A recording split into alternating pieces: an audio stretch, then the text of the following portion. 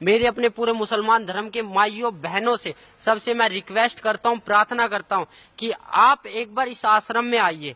सतगुरु रामपाल जी महाराज बरवाड़ा में जो आए हुए हैं, ये अल्लाह ताला के मुनाइंदे हैं, यानी कि अल्लाह ताला के द्वारा भेजे हुए एक फरिश्ते हैं जो हम सोए हुए आत्माओं को जगाने के लिए आए हैं। हमें उसी जन्नत में वापस जाना जहां से हम अल्लाह ताला से बिछड़कर यहाँ आए हैं।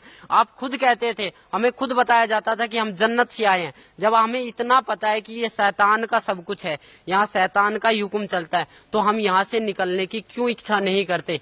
क्या ये हमारा खुद का है? हमारा शरीर भी खुद का नहीं है। अगर हकीकत पूछो तो मनुष्य जन्म इतना अनमोल जन्म है, पर हम इसको अपनी गलत साधना के कारण, अपनी अज्ञानता के कारण इसको बर्बाद दिन पर दिन करते जा रहे हैं। मैं आपको एक पर्सनली बताता हूँ, मेरे रिश्तेदार 40 दिन की जमात में गए, 40 दिन की जमात में गए, हज में गए, 2 बार हज करके आए। कहते हैं कि हज में जो जाता है वो बंदा सीधा जन्नत को जाता है। उसके घर में उसकी बहू का एक 1.5 साल की लड़की गुजर गई, 1.5 महीना पहले। उसको 1.5 महीने के बाद एक बच्चा पैदा होने वाला था, 1.5 महीने के बाद उसका लड़का होते ही गुजर गया।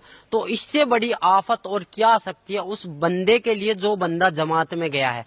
उस बंदे को क्या वो मालिक इतना नहीं देख सकता कि ये बंदा मेरी राह में लग रहा है, इस बंदे के घर में बरकत दूं, या इस घर के बंदे को मैं सही सलामत रखूं? ये बंदा इतनी, अगर काल जब अपनी वाली पे आता है, काल जब को खाने लगता है, तो वो किसी का ना माँ देखता, ना बेटी देखता, ना बहन देखता है, ना बेटा देखता है, ना बाप देखता है। उसको सिर्फ खाने के लिए 1 लाख चाहिए, 1.25 लाख उत्पन्न कर रहे, उसको श्राप मिला हुआ है।